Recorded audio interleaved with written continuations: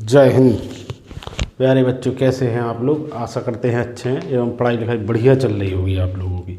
चलिए, आज हम आप लोगों के लाए हैं सिविक्स के कुछ इंपॉर्टेंट अति लघु और लघु उत्तरीय क्वेश्चन, जिनको देखते हैं प्रीवियस ईयर के पेपर में आए हुए हैं और काफ़ी इंपॉर्टेंट है। इस क्लास को आप देख लोगे, आपके 10 नंबर पक्के हो जाएंगे। चलिए देखते हैं। सोवियत संघ का उत्तराधिकारी राज्य कौन बना है? इन क्वेश्चनों को आप नोट पेन कापी निकाल लीजिए और नोट करते जाना। और नोट नहीं करना है तो स्क्रीनशॉट ले लीजिए, मैं इधर होता है, और आप नोट कर लो। इनको बेहतरीन तरीके से तैयार कर लो। इन्हीं में से आपको देखने को मिलेगी 23 तारीख को पेपर में।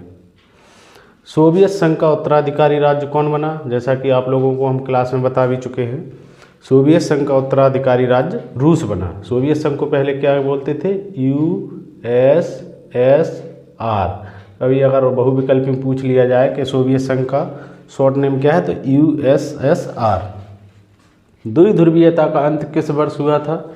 द्विध्रुवीयता का अंत हुआ था 25 दिसंबर 1991 में। इसी द्विध्रुवीयता के अंत के बाद पूरा विश्व जो 2 गुटों में बटा था और रूस के USSR के 4 से 6 भाग हो गए और छोटे छोटे देशों में बट गए, जैसे यूक्रेन है, बेलारूस है और छोटे छोटे वो काफ़ी देश हैं। अफ़गान संकट की घटना कब घटी? ये काफ़ी इंपॉर्टेंट क्वेश्चन है। अफ़गान संकट 1979 में। अफ़गानिस्तान की जो भारत का पड़ोसी देश है, क्योंकि इस पर अमेरिका ने कब्जा कर लिया था और अमेरिका ने ही यहाँ शासन किया है। सामूहिक सुरक्षा व्यवस्था का जन्म किसके अंतर्गत हुआ?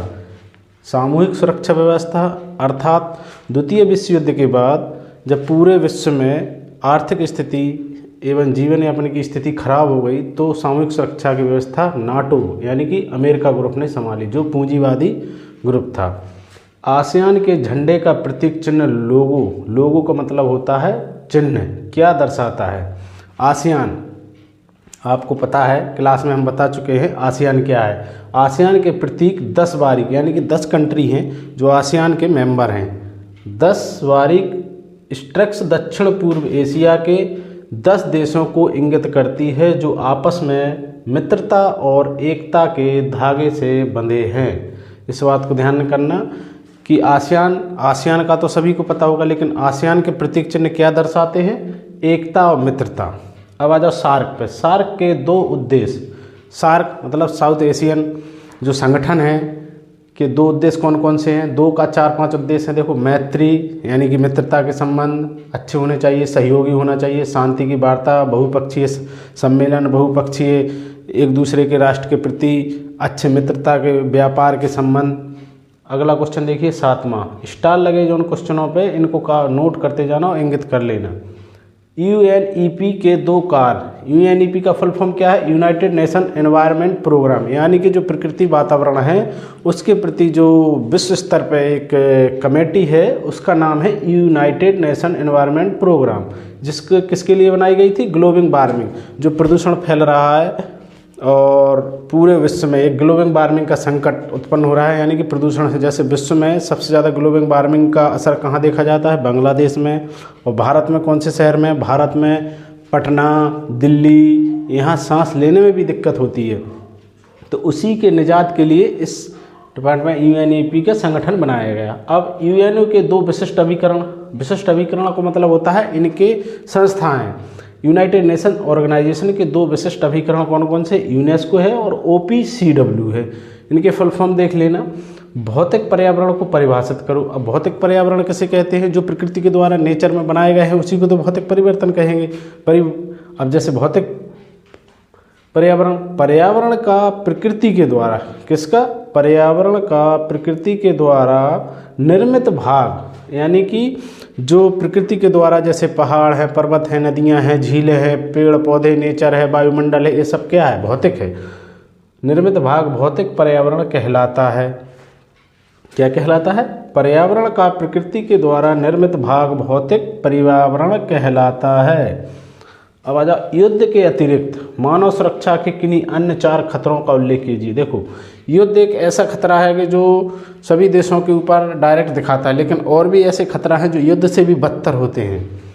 जैसे कौन कौन सा? आतंकवाद। आतंकवाद जो दिखाई नहीं देता है, अंदर ही अंदर देश को खोखला करता है। और जैसे हमारा देश आज किसान आंदोलन से जूझ रहा है, किसानों के अंदर आक्रोश पैदा हो रहा है। क्यों? क्योंकि MSP मतलब भारत सरकार ने कहा था कि किसानों की आय दुगनी हो जाएगी। आज अगर कोई भी चीज़ किसान की देखो, हम 20 रुपये किलो प्याज भी खरीदते हैं तब भी सोचते हैं सस्ती हो जाए, ये किसान का माल है। किसान से पूछो एक एक प्याज में कितने बूंद पसीने लगता है। आतंकवाद। निर्धनता। दूसरी बात क्या है? निर्धनता। तीसरा, स्वास्थ्य संबंधी व्यवस्था। आज भले ही भारत में हर स्टेट अलग अलग सरकार ने अलग अलग व्यवस्था, आयुष्मान कार्ड, कहीं बीमा पॉलिसी, तमाम प्रकार की योजनाएं चला रखी हैं, लेकिन फिर भी आज जो लायक है गरीब को गरीब की तरह योजना का लाभ नहीं मिल पाता है। अगर आपको 15,000 का ऑपरेशन करवाना है तो आपके जो आयुष्मान सुरक्षा कार्ड है उससे 1.5 लाख या 4 लाख का पेमेंट निकल जाएगा और आपको पता भी नहीं लगेगा। ये सब घूसखोरी, कालाबाजारी हो रही है। मानव अधिकार का हनन। मानव अधिकार का मतलब होता है जो वाकई जिस अधिकार के लायक है उसको मिल नहीं पाता और जो उसके लायक नहीं है वो उसका लाभ उठा लेते हैं। कितने हो गए? आतंकवाद, निर्धनता, स्वास्थ्य संबंधी समस्या और चौथा क्या होगा? मानव अधिकार का हनन। देखिए, जोश को ठंडा मत होने दीजिए और लगातार पढ़ाई करिए और 90+ कोशिश करिए कि 90+ ही बने, क्योंकि आपको आपके माँ बाप को, आकांक्षा और टीचर्स को और आपके परिवार को और समाज को आपकी बहुत ज़रूरत है। वैश्विक संपदा की सुरक्षा के लिए निम्न समझौते। अब वैश्विक सुरक्षा क्या होती है? वैश्विक संपदा मतलब पूरे विश्व विरासत के हिसाब से वैश्विक समता मतलब देखो, व्यापार है, बिजनेस है, आयात है, निर्यात है, पर्यावरण है और ऐसे मान लो आप पर्यटन स्थल हैं, जिससे मतलब राजस्व इकट्ठा हो। वैश्विक संपदा की सुरक्षा के लिए निम्न समझौते। जैसे वैश्विक सुरक्षा असली उद्देश्य इसका एक ही होता है कि मानव जाति के लिए यानी कि मनुष्य के कल्याण के लिए अगर पृथ्वी प्राकृतिक संसाधन नष्ट हो जाएं तो फिर इंसान कैसे जिएगा। तो उसके लिए एक मीटिंग हुई जिसको हम बोलते हैं अंटार्कटिका संधि। कब हुई थी? 1959 में। दूसरी कब हुई? अंटार्कटिका पर्यावरणीय न्याचार अथवा प्रोटोकॉल। ये कब हुआ था? 1991 में। प्रोटोकॉल का मतलब हम आपको क्लास में बता चुके हैं। अंटार्कटिका पर्यावरणीय न्याचार या इसको कहते हैं प्रोटोकॉल। क्या कहते हैं? प्रोटोकॉल। तीसरा है मॉन्ट्रियल न्याचार अथवा प्रोटोकॉल। ये सब कहाँ हुए थे? जापान में, कनाडा में, 1987 में। अब आ जाओ अगले क्वेश्चन पे। मैकडोनाल्डीकरण से क्या समझते हो? ये क्वेश्चन पे 2 स्टार लगा लो, 3 स्टार एक इम्पॉर्टेंट क्वेश्चन है। मैकडोनाल्डीकरण से क्या समझते हैं? वह प्रक्रिया, क्या? वह प्रक्रिया जिसके द्वारा राजनीतिक और आर्थिक रूप से प्रभावशाली संस्कृति कम प्रभावशाली संस्कृति पर अपना प्रभाव छोड़ती है तथा उसे अपने जैसे बनाने का प्रयास करती है। उसी प्रकार जैसे एक क्लास में 2 दोस्त हैं, एक पढ़ने में बहुत होशियार हो, एक गधा हो, तो जो गधा होता है वो सोचता है कि यह हमारे जैसा बन जाए, होशियार सोचता है यह हमारे जैसा बन जाए, तो जो प्रभावी होगा वो अपने जैसा ढाल लेगा। उसी को कहते हैं मैकडोनाल्डीकरण, यानी कि वह प्रक्रिया जिसके द्वारा राजनीतिक और आर्थिक मतलब अर्थव्यवस्था से प्रभावशाली संस्कृति कम प्रभावशाली संस्कृति पर अपना प्रभाव छोड़ती है। उसी प्रकार एक पैसे वाला इंसान एक गरीब परिवार के इंसान को अपनी ज़रूरतों के हिसाब से दबा सकता है और संस्कृति में ढाल सकता है तथा उसे अपने जैसा बनाने का प्रयास करती है। इसी को कहते हैं मैकडोनाल्डीकरण। अगला क्वेश्चन देखिए। पंडित नेहरू जी ने ट्रस्ट विद डेस्टिनी अथवा भाग्यवधू से चिरपरिचित भेंट भाषण कहाँ दिया था?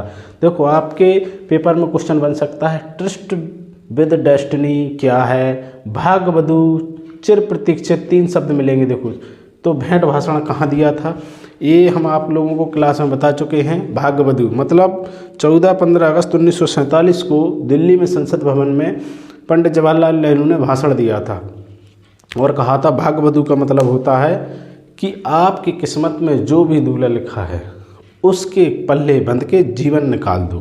इसका मतलब है उक्त भाषण में 14-15 अगस्त 1947 की मध्य रात्रि को संसद दिल्ली में संविधान सभा के एक विशेष सत्र में दिया था। इसी को क्या कहते हैं? भाग्यवधु, चिर प्रतीक्षित या फिर with destiny, trust with destiny. अगर आप लोगों को क्वेश्चन अच्छे लग रहे हों तो वीडियो को लाइक, शेयर, कमेंट एवं चैनल को सब्सक्राइब कीजिए। चलिए आगे चलते हैं अगले क्वेश्चन पे 14वें पर। और ये क्लास पूरी देखिए, आपको एक ही क्लास से 10 से 15 नंबर का फ़ायदा होगा, इस बात की मैं गारंटी लेता हूँ 100%। जैसे 14वां क्वेश्चन, पहले जिसे पूर्वी पाकिस्तान के रूप में जाना जाता था वर्तमान में उसका नाम क्या है? आप लोगों को कई बार क्लास में हम बता चुके हैं। आवाज़ सही नहीं आ रही वॉल्यूम ज़रा चेक करो, कमेंट में लिखो। वर्तमान में उसका नाम क्या है? बांग्लादेश। सभी बच्चे जानते हैं। भारत में समाजवादी दल का गठन कब हुआ? या भारत में समाजवादी दल का गठन कब हुआ?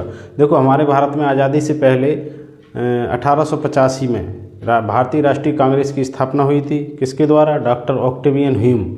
पहली बार अधिवेशन के बाद जब कांग्रेस को लगभग 15 से 20 साल हो गई और तब आंदोलन की शुरुआत हुई हमारे देश में और जनता धीरे धीरे जागने लगी और उसमें अपने हिस्सेदारी बढ़ाने लगी। लेकिन कांग्रेस के ही कुछ समाजवादियों ने वर्ष 1948 में आज़ादी से लगभग 1 साल बाद कांग्रेस से अलग होकर समाजवादी दल का गठन किया।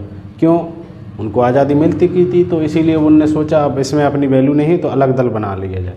अब 16वां क्वेश्चन देखते हैं। फर्स्ट पंचवर्षीय योजना की शुरुआत कब हुई थी और इसका क्या उद्देश्य था? तो फर्स्ट पंचवर्षीय योजना 1951 से 56 तक चली और इसका मुख्य उद्देश्य था कृषि में विकास, किस प्रकार से किसान की खुशहाली लाए। और आज़ादी के बाद तो वैसे भी कृत्रिम संसाधन नहीं थे, प्राकृतिक संसाधनों पर निर्भर थे, तो खेती में क्या सुधार किया जाए कि देश में आर्थिक स्थिति मजबूत हो जाए, क्योंकि हमारा देश कृषि प्रधान देश शुरुआत से ही रहा है। बॉम्बे प्लान क्या था?